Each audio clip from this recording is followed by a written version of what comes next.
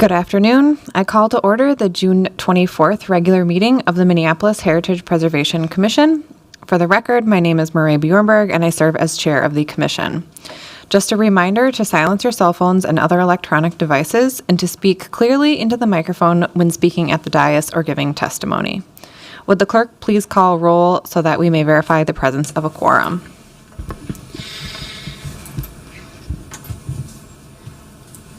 Member Alexander. Present. Booty. Present. Hare. Present. Corrado. Present. Melblom. Present. Rodriguez. Present. Thomas. Present. Wallace is absent.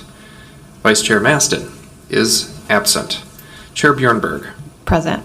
There are 8 members present. Let the record reflect that we do have quorum and that Commissioners Maston and Wallace provided proper notice that they have a conflict this afternoon and their absence is excused. Our first order of business is to adopt the agenda for this meeting. We will work from the agendas that are available by the clerk. I will go through the agenda and sort out which items will be withdrawn, which items will be continued, which items will be discussed, and which items will be put on the consent agenda. Item number 4 is 4616 DuPont Avenue South, Ward 13. This application is for a certificate of appropriateness, and item number 4 will be discussed. Item number 5 is 4028 Fifth Avenue South, Ward 8.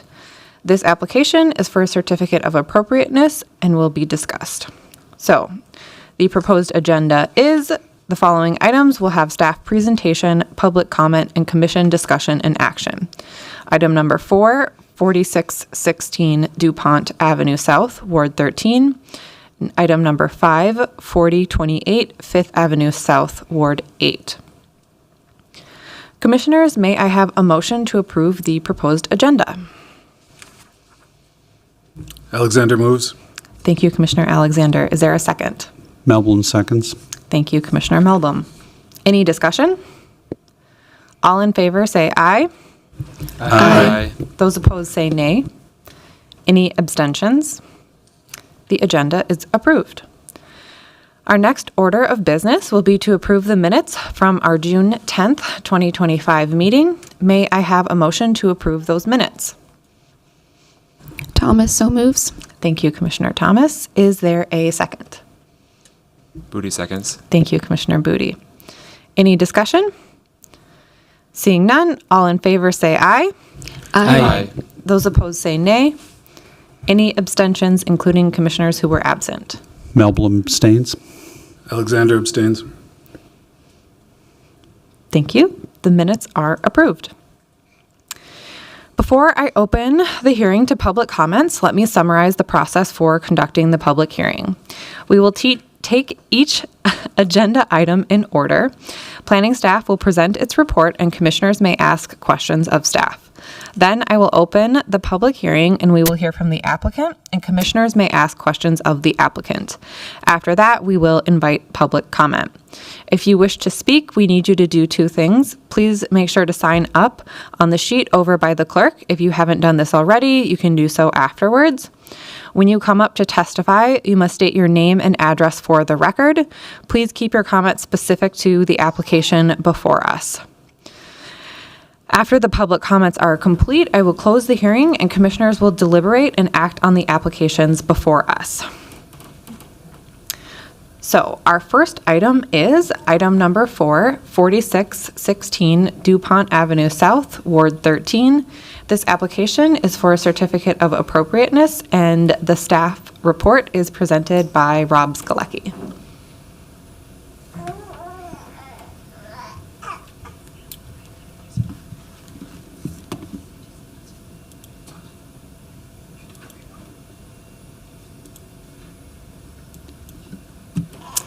Thank you, Chair Bjornberg, and good afternoon, Commissioners. My name is Rob Skalecki. I'm a Senior City Planner in the Historic Preservation section of the Planning Division.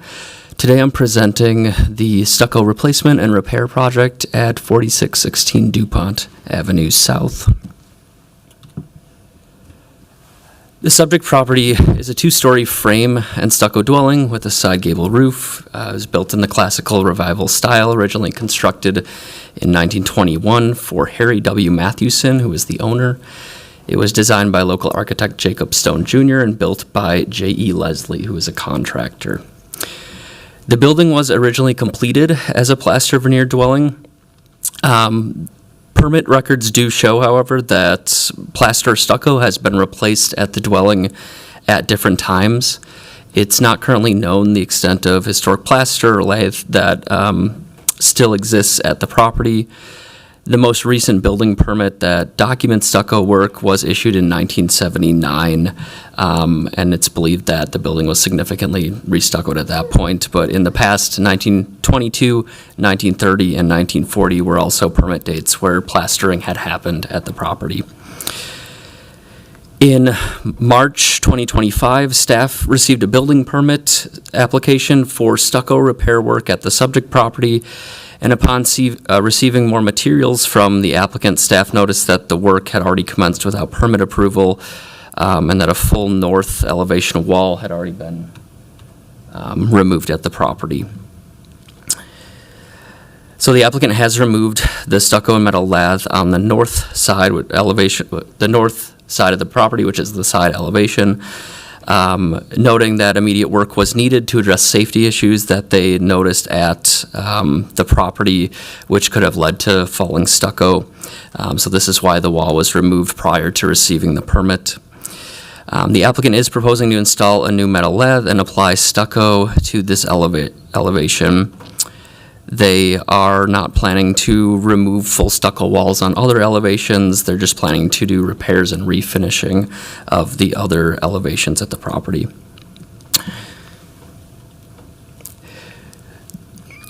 The Department of Community Planning and Economic Development has analyzed the application to repair and replace stucco at the property located at 4616 DuPont Avenue South in the Lyndhurst Residential Historic District based on the 5 findings for a certificate of appropriateness. And I will focus on the ones for the Lyndhurst Residential Historic District design guidelines, so evaluating the property under the project under that, as well as the Secretary of the Interior standards. The alteration is consistent with the applicable design guidelines adopted by the Commission. The following design guidelines from the Lyndhurst Residential Historic District Design Guidelines apply for facade materials: stucco. Deteriorated stucco siding should be patched and repaired. The texture of the patches should match the texture of the surrounding stucco. The patches should be flush with the plane of the wall and should not stick out or indent. Stucco houses should not be resided with other materials. So the design guidelines do only recommend repairing stucco as an appropriate treatment. They don't address situations where total stucco would be warranted, total stucco removal would be warranted. So for this, staff looks at other guidance. So within the National Park Service's preservation briefs, the one for historic stucco does mirror the recommendations that are in the design guidelines for this district. But also note that in the interest of saving or preserving as much as possible of the historic stucco, patching rather than wholesale replacement is preferable. Also noting that complete replacement of historic stucco with new stucco in either a traditional or modern mix will probably be necessary in cases of extreme deterioration. So the brief does note there are cases where extreme deterioration allows for total stucco replacement. The applicant does propose to replace stucco in kind to match stucco that they believe existed historically at the property. So therefore, as proposed, staff does believe that the project meets the design guidelines with the information that we have. For evaluation under the Secretary of the Interior standards, as conditioned, staff does believe that the project meets the standards. Stucco cladding is a character-defining feature of the subject property, and this is seen in many 1920s period revival style dwellings where plaster stucco was very popular due to the growing availability of Portland cement, metal laths, and other trends to replicate historical architectural styles. The applicant is planning to replace that north elevation and complete crack repairs at other elevations where shown in the applicant's materials. So you can see on some of the photos here outlined where there's cracking at different elevations, as well as here. So since permit records note multiple replastering projects have been completed at the home throughout its history, the original dash and appearance may have been different than what currently exists. We don't currently have proof of what had been there historically. For this reason, staff did condition that the applicant would work with staff to ensure that an appropriate stucco match could be used based on on-site assessment. So with all this considered, staff does believe that the project meets the standards, that is accepting the unpermitted removal. However, with what is proposed to be put back, being a stucco finish, that should meet the standards in the replacement. So with that, the Department of Community Planning and Economic Development recommends that the Heritage Preservation Commission adopt staff findings for the Certificate of Appropriateness application by Stephen P. Donnelly on behalf of Joseph and Jessica Labus for the property located at 4616 DuPont Avenue South in the Lyndhurst Residential Historic District, and recommends that the Heritage Preservation Commission approves the Certificate of Appropriateness to repair and replace stucco, the subject property, subject to the following condition. 1, that new stucco shall match the existing stucco in color, dash, and texture, and the applicant shall work with staff to ensure a stucco match based on on-site assessment. And with that, staff will note that we did include a memo for the Heritage Preservation Commission to consider. That does include a piece of information that was not included originally in the attachments, but was meant to clarify the property owner and applicant's scope. Just noting that they want a sand float finish to be the finish of the stucco once the repairs are made. Staff noted that due to the property's history of an unknown, what was there originally, a sand or float stucco finish is generally considered compatible for restuccoing, refinishing in situations where you do have kind of a rough dash. Here that's shown on the property currently. Again, we're not certain exactly what was historically there. The condition was originally written kind of understanding that the project would have looked to the existing conditions at the property to replicate replacement. After discussing with the applicant and the property owner, we realized that perhaps something else is being requested here that they want to make sure is clearly noted by the HPC. So with that, I do know the property owner is here and may like to speak. I'm not certain if the applicant is here, but I can take any questions at this time. Thank you for your report. Commissioners, are there any questions for staff? Commissioner Hare. Thank you, Chair Bjornberg. Mr. Stulecki, is the stucco proposed to be integral with color, or is it to be painted after refinishing? Chair Bjornberg, Commissioner Hare, I believe it may be painted. I think I'll leave that to the applicant. I'm forgetting at the moment, but it would match the color if that's what you were concerned about. I think that is what's been shown through application materials, pointing to a neighboring property, which the same contractor did, I believe, at 4700 DuPont Avenue South.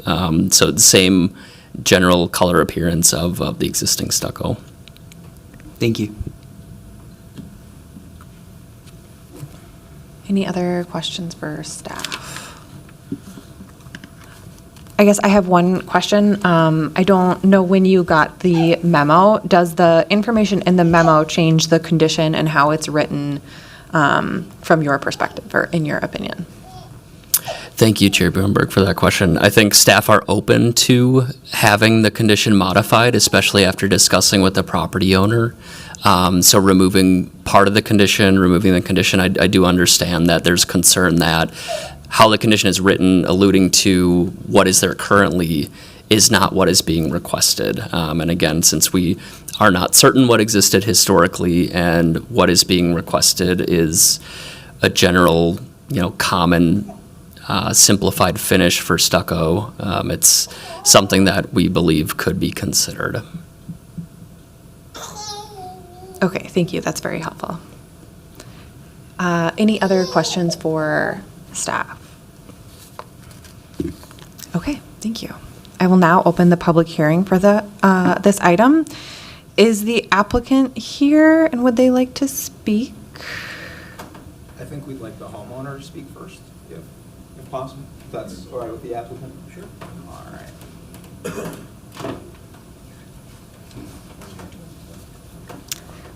please come to the microphone and state name and address for the record. Sure. Joe Labus, Jessica Labus will speak in a moment. We are co-owners of 4616 DuPont, the subject property to these august proceedings. We want to start with a few acknowledgments. First, Pat Evingson owned this house for nearly 60 years before us. She loved it and cared for it deeply, and we're honored that something so precious has been entrusted to us. We'd like to thank the babysitters and work people who are letting us be here. And then finally, we'd like to thank our neighbors, many of whom wrote in support for this proposed work. It looks like most of those made it into the addendum that I was just handed right before this started. But we want to acknowledge the time, energy, and effort that others besides us have put into this process. We're here because we want to restucco our house. The proposal is for a sand float white finish, and that's what we'd like the commissioner's ruling on today. We don't see the need for additional conditions and don't accept an oversight condition. And my wife, Jessie, will speak a bit further about the historical support for our choice, and our stucco team has also prepared a swatch for your review.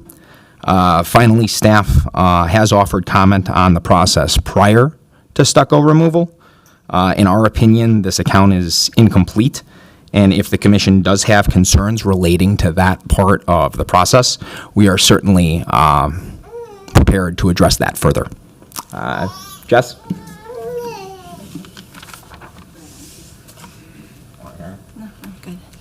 Hello, I'm Jessie Labus. My address is 4616 DuPont Avenue South. And I wanted to talk about what I've learned about the original finish of the house. So first, I know that the sand float finish that we're asking for is appropriate to the time in which the house was built in 1921. Second of all, our stucco experts have been able to look at it, and they're able to see that there is the dashing, and then below it was a white sand float finish. Third, we have the daughter of the former owner. We have the daughter of the former owner here, who has been able to let us know that it was flat. Here, you try. That it was a flat sand coat finish up until at least, so we have up until at least 1940. So we have a picture, which Joe has, of the house in 1965 when Trisha's family bought the house. And it's very clearly it's an older picture, but it's a white sand float finish, a flat stucco finish. And based on the permitting that was pulled, that means that it was at least back until 1940 a white sand float finish, the flat finish. And then Trisha's mom, Pat Evingson, she pulled the permit in 1979 and chose to dash it, which is what we currently see today on the house. So those are the reasons that we have for wanting to have it returned back to that original flat finish. Thank you. We have 2 other children at home, so I had to bring this one because she's so little. Thank you.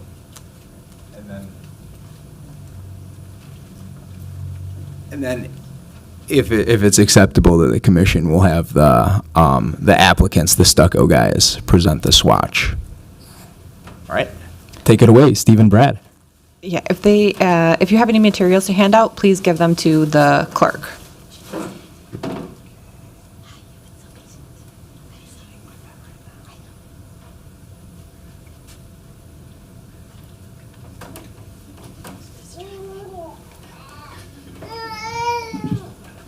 Good afternoon. My name is Stephen Donnelly. I'm at 1313 Old Shakopee Road in Bloomington.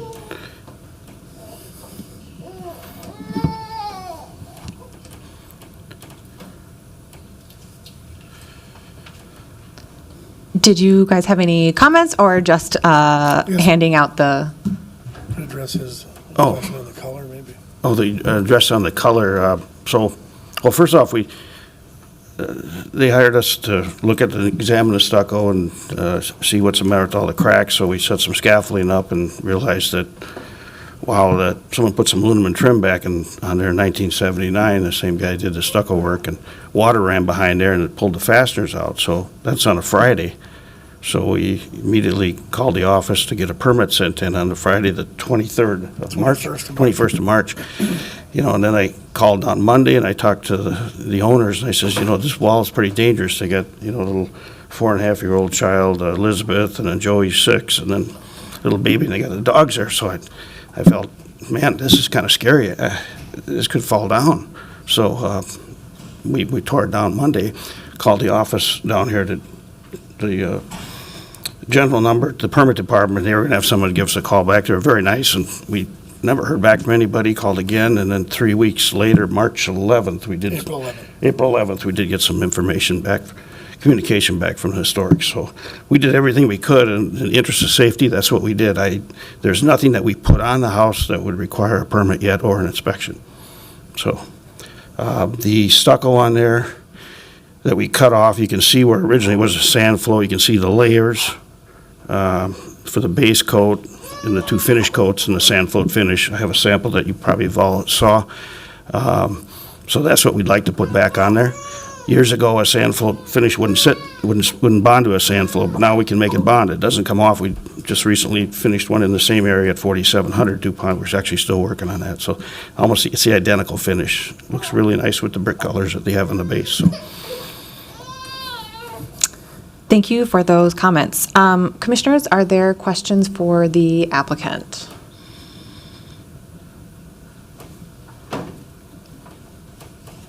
Commissioner Hare. Thank you. Thank you. I'm sorry, I might have missed your answer about the integral color or if it was going to be painted. Oh, no, it won't be painted. We're not painting this time.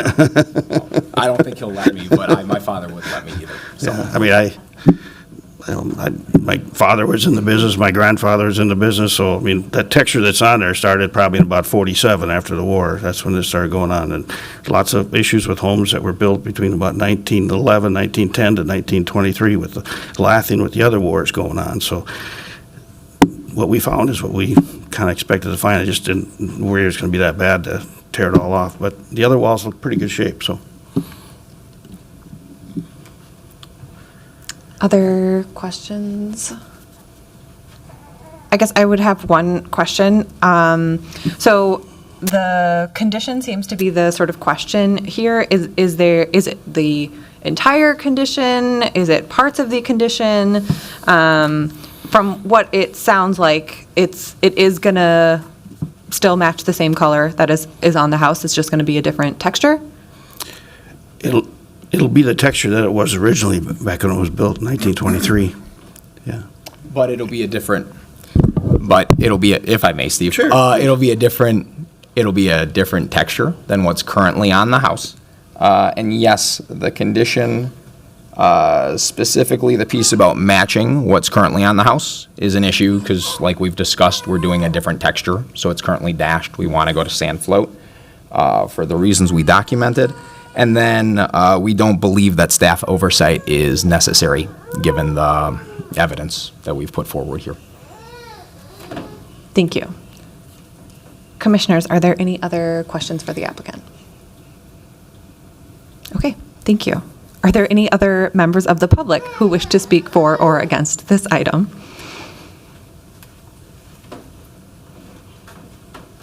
Seeing none, I'll close the public hearing. Commissioners, let's discuss. Are there concerns or comments on the proposed application?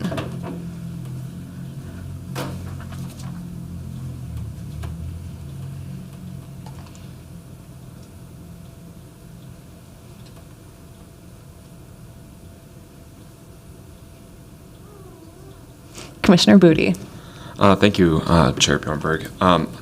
I think with some of the evidence that was submitted to us today, especially this MLS listing and the material that we just felt, I think it doesn't necessarily make sense to have the condition at all. I mean, so I would support striking that completely, and I'm glad that they had this memorandum here to clarify that from the original report.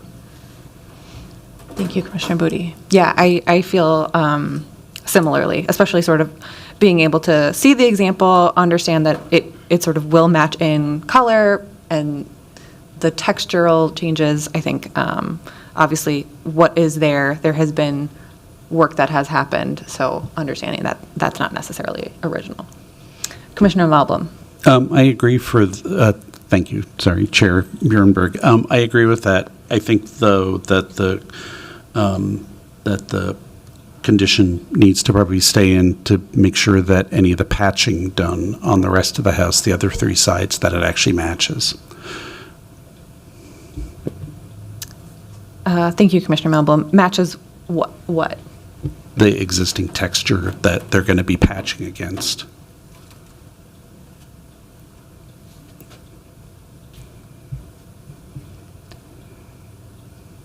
Do commissioners have thoughts on that? Commissioner Booty. Thank you, Chair Bjornberg. Is the condition written, the way I understand it, is for any new stucco, and I think was that potentially originally the intent was just for that north side new stucco condition versus the patching. It seems like the application is to do the whole house, but maybe I reread that and misinterpreted that. But the condition seems to me, the way I read it, is for any new stucco for the replacement.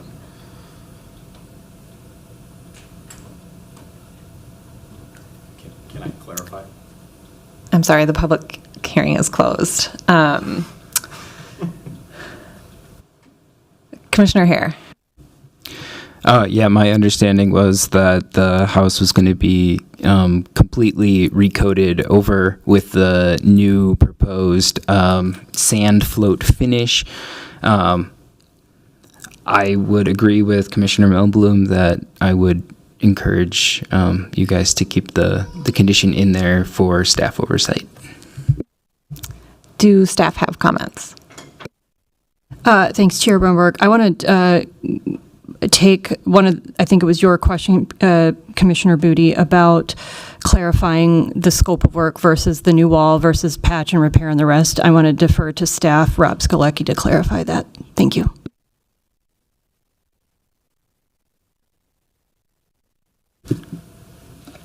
The wall that has been removed will be, put back new. The rest of the building will be repaired, and then a finish coat that has the sand float finish will be applied to all elevations.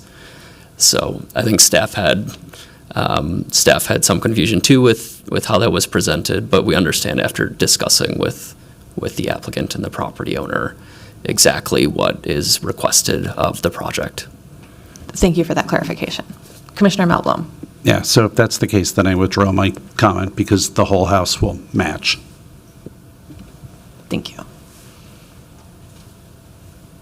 Any other comments from commissioners, or does anybody want to make a motion? Commissioner Booty. I'll go ahead and make the motion that the Heritage Preservation Commission approves the certificate of appropriateness to repair and replace stucco at the property located at 4616 DuPont Avenue South in the Lyndhurst Residential Historic District, striking condition 1 that is in the current agenda. Thank you, Commissioner Booty. Is there a second? Corrado seconds. Thank you, Commissioner Corrado. Any further discussion? Seeing none, would the clerk call the roll? Member Alexander. Yay. Booty. Aye. Hare. Nay. Corrado. Aye. Melblum. Aye. Rodriguez. Aye. Thomas. Aye. Chair Bjornberg. Aye. There are 7 ayes and 1 nay. Thank you. That motion passes. Our next item is item number 5, 4028 Fifth Avenue South, Ward 8. This application is for a certificate of appropriateness, and the staff report is presented by Aaron Kay.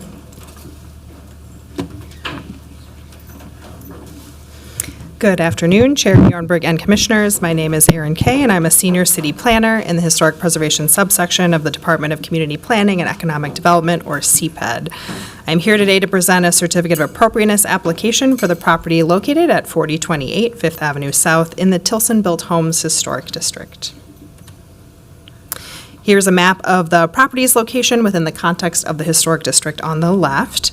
The Tilson-Built Homes reflect a partnership between Archie Givens Sr., an African-American realtor and emerging developer, and Edward Tilson, a Ukrainian-born builder. They built 52 houses using a similar style that was designed by architect Norman Johnson. This historic district includes 28 discontiguous properties, which are mostly shown on this map, but a few are beyond those bounds. This historic district was designated under criteria 1 and 2 for its significance as one of the first commercially developed interracial housing projects in the country and its association with Givens and Tilson. It has a period of significance of 1954 to 1957. To the right is an aerial photo of the subject property, which contains a house and a garage. The front elevation is shown at left due to some exterior alterations, including installation of replacement vinyl siding and the addition of a false gable on the front elevation along with that vestibule. This property is considered a non-contributing resource to the historic district. The applicant is proposing to install solar panels on the south roof slope of the house in order to reduce the property owner's carbon footprint, save money long-term, and increase the house's self-sufficiency. The proposal is shown at right, and they are proposing to install 15 solar panels with a portrait orientation, such that the closest panel to the front of the house, which faces east, is about 3 feet from the roof edge. Each panel is about 4 feet wide by just over 5.5 feet long by 1.18 inches thick. The design guidelines indicate solar arrays are encouraged to be located on accessory structures to the rear of the home. Solar arrays may be permitted on the roof of the home, provided no portion of the array projects more than 8 inches above the roof surface, and the array is set back at least 12 feet from any roof edge facing a public street. The utilization of solar shingles shall be encouraged. As proposed, the solar panels do not comply with the 12-foot setback, and staff worked with the applicant to consider alternatives. So given that the house is about 40 feet long from east to west, a 12-foot setback really limits the available surface area for solar panels, especially when that south roof slope really is the ideal location to collect the sunlight. The guidelines suggest using accessory structures. However, the garage in this case has a front gable roof with the sloped roofs facing east and west, and so that is also not ideal for solar panels. And we have 3 different alternative layouts that we discussed with the applicant that I'll walk you through. The first layout would include 12 panels on the south roof slope and 3 panels on the north roof slope. So although this would comply with the design guidelines with that 12-foot setback, it would also result in a loss of about 1,000 kilowatt hours per year in power production. For reference, the average U.S. household uses about 10,500 kilowatt hours of electricity per year, so we recognize that this layout would not be ideal. Another alternative considered would include 12 panels on the south roof slope and 3 panels on the garage roof slope. It looks like my lines are a little faint, but hopefully you can see it on your computers. Staff drew this. This is not necessarily the layout as proposed by the applicant, but just to give you a visual reference. Moving 3 panels to the south edge of the garage roof slopes would cause a loss in system efficiency and then also require trenching across the backyard. A third alternative considered keeping all 15 solar panels on the south roof slope, but changing the orientation to landscape, which would allow for a setback of 7.2 feet from the front roof edge.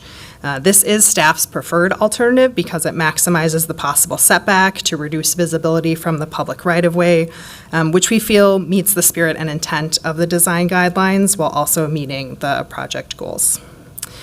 Staff are recommending a condition of approval to implement this preferred alternative. Staff did discuss this possible alternative with a member of the applicant's design team who suggested this would be feasible, but they had not yet designed the layout this way to determine its effectiveness. After reviewing the staff report last week, the applicant expressed some concern that this preferred alternative could result in some energy production losses, which is why they wanted to hold a discussion on this item. From staff's perspective, we're trying to strike the right balance for both historic preservation practices and the owner's efficiency goals while not creating a scenario that reduces energy production losses. Staff recommend that the Heritage Preservation Commission adopt staff findings and approve the certificate of appropriateness to install solar panels on the property located at 4028 Fifth Avenue South in the Tilson-Built Homes Historic District, subject to the following condition. Number 1, solar panels shall be placed in a landscape orientation to maximize their setback from the east roof edge, which faces a public street. Staff have not received any public comments on this item. This concludes my presentation, and I'm happy to stay for questions. I will note that our applicant team is based in Utah, but they do have a member of their local team who is here and available to address the commission and answer any questions. Thank you for your report. Commissioners, are there questions for staff? Commissioner Melblom. Thank you, Chair Bjornberg. Ms. Kay, thank you. I have a question. Well, first of all, thanks for coming up with some options that may or may not be feasible. What's the setbacks difference from the original orientation versus this? What's the differential? So as proposed by the applicant here on this slide, the bottom row would be about 3 feet from the edge, and then the top row would probably be about 8 to 9 feet. And then with staff's alternative, it would be an even approximately 7.2 feet from the edge for all 3 rows of panels. And I guess I'm not quite understanding why there would be a loss of efficiency in the panel's performance, but maybe I can ask that for the representative when he comes up to speak. But Chair Bjornberg and Commissioner Melblom, yes, I would direct that question to the applicant's team. Thank you. Are there other questions for staff? Commissioner Corrado. Again, this may be thank you, Chair Bjornberg. This may be a question for you or for the applicant. Is the solar panel the only thing protruding, or are there going to be inverters or anything else that adds to that total thickness? Chair Bjornberg, Commissioner Corrado, thank you for the question. I am not familiar enough with the solar equipment to answer that question, so I would suggest you direct that to the applicant team. But I would say in our review of the materials, we don't have a concern about the thickness of the equipment. It's really just about, how close is it to the front edge, and are there any compromises we can make to set it back slightly from the front to reduce visibility. Thank you. Any other questions for staff? Okay, thank you. I will now open the public hearing for this item. If the applicant is here, please come to the microphone, state your name and address for the record.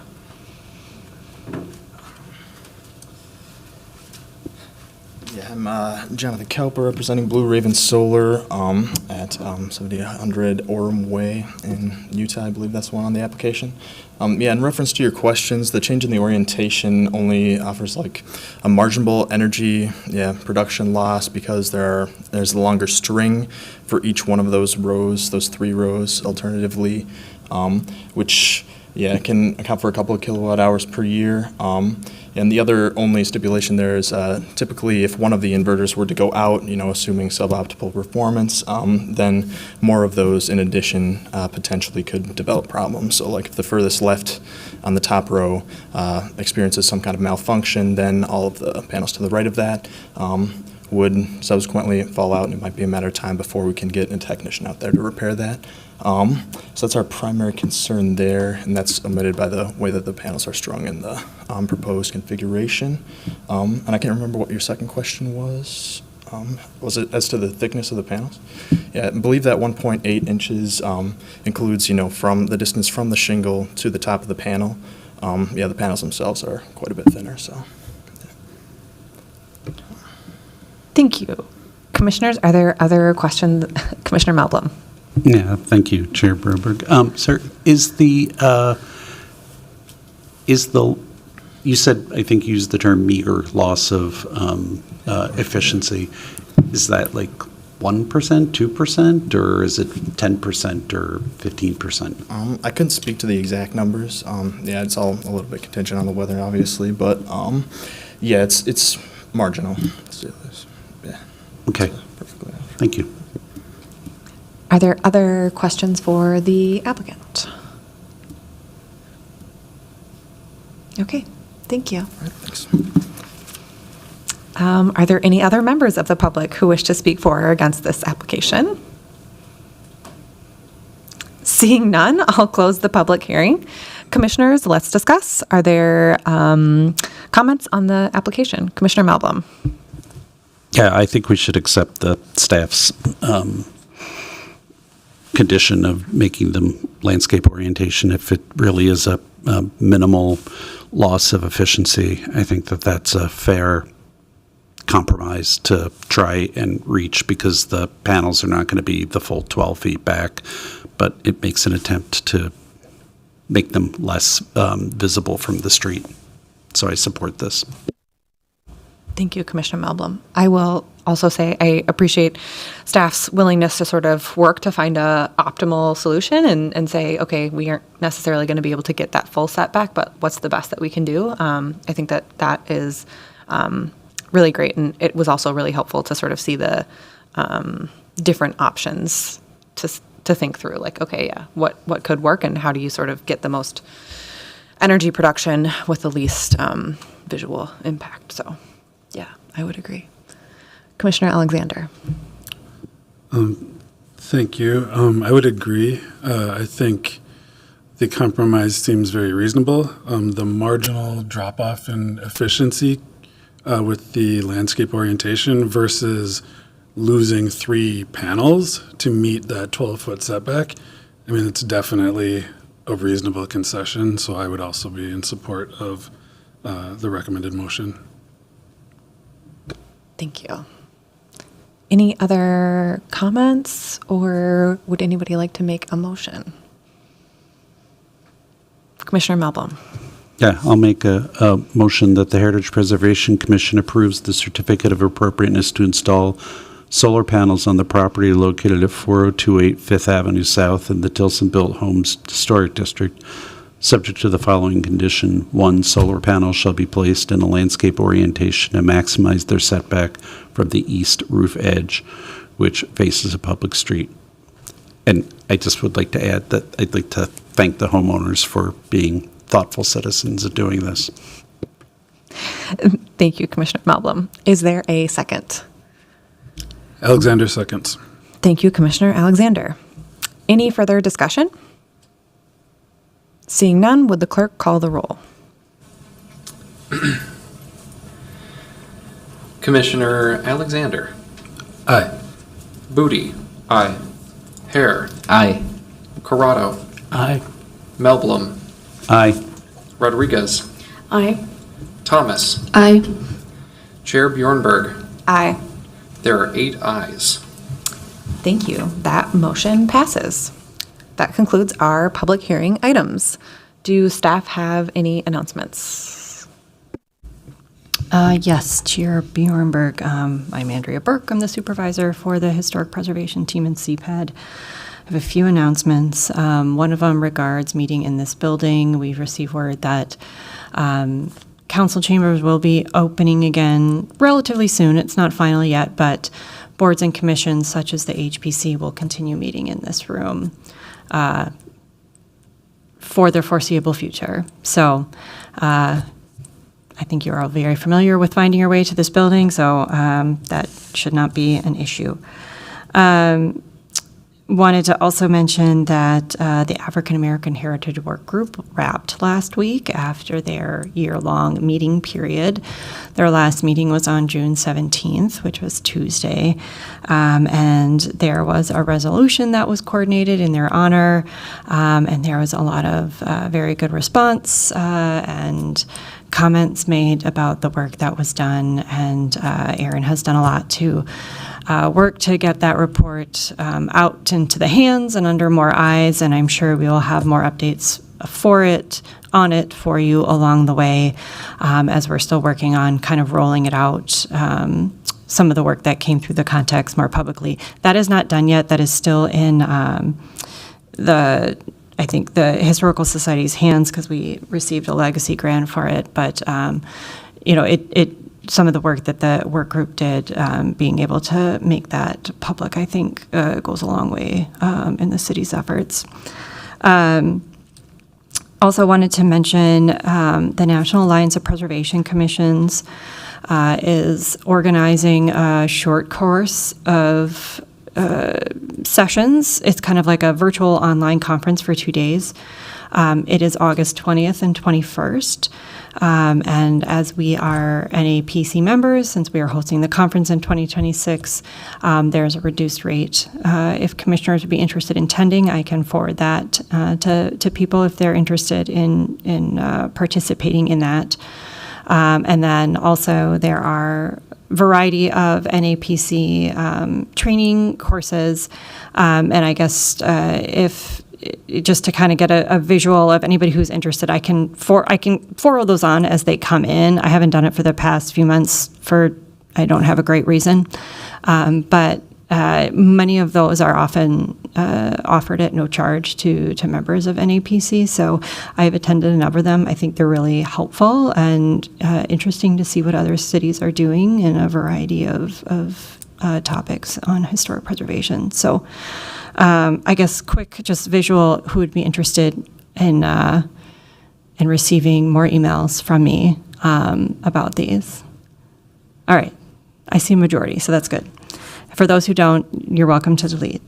And then also just that our underrepresented communities grant through the Park Service is still proceeding at this time. We are looking to issue an RFP hopefully next month, have secured consent for 3 National Register nominations to support this work. And just as a recap, this grant is for an MPDF and 3 National Register nominations. So that's just an update on the work that is proceeding with that. And that concludes my updates and comments. Thank you. Thank you. Do commissioners have any announcements? All right. With that, we have completed all items on the agenda for this meeting. There being no other business to come before this meeting and without objection, I will declare the meeting adjourned. The next regular meeting of the HBC is July 15th, 2025. Thank you.